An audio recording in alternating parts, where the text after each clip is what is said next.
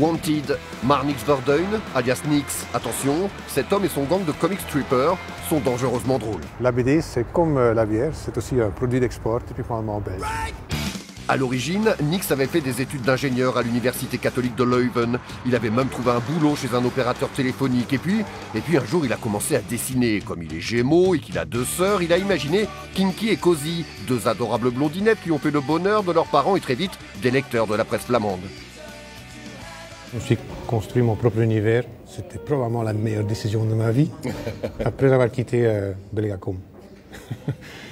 Est-ce que tu as l'impression que finalement le public français ne le voit pas de la même façon que le public ici?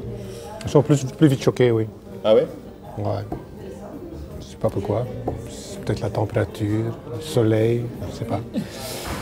Mais dans le Nord, j'ai l'impression qu'on peut se permettre plus.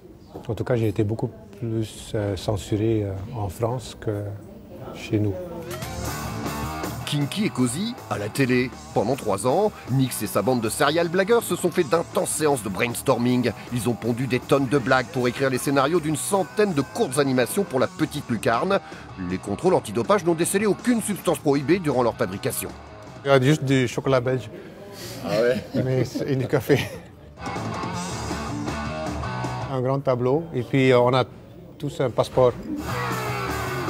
Un passeport pour aller au-delà de la honte. Et on le sort souvent. Ça veut dire que personne ne se moque de moi parce que je vais dire un truc qui est complètement débile.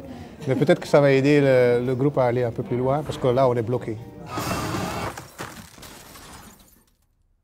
Kinky et Cozy, baissez le volume! Floris et son capitaine anchois, publié chez Spirou. Simon Spreut et son excellent SGF, album satirique sur le monde merveilleux de l'édition BD. Bart Schoops, le roi du strip dans nombre d'hebdomadaires belges. Cette nouvelle génération de dessinateurs flamands débarque donc à Angoulême avec une exposition qui va faire du bruit, la Kinky and Cozy Experience, un lavage de cerveau express pour les petits comme pour les grands. Travailler avec Marnix, c'est toujours un spectacle.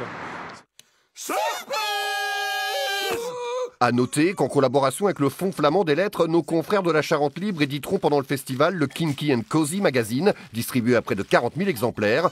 Pas de doute, ça va être rock'n'roll Angoulême cette année. Qu'est-ce qui s'est passé? Joyeux anniversaire!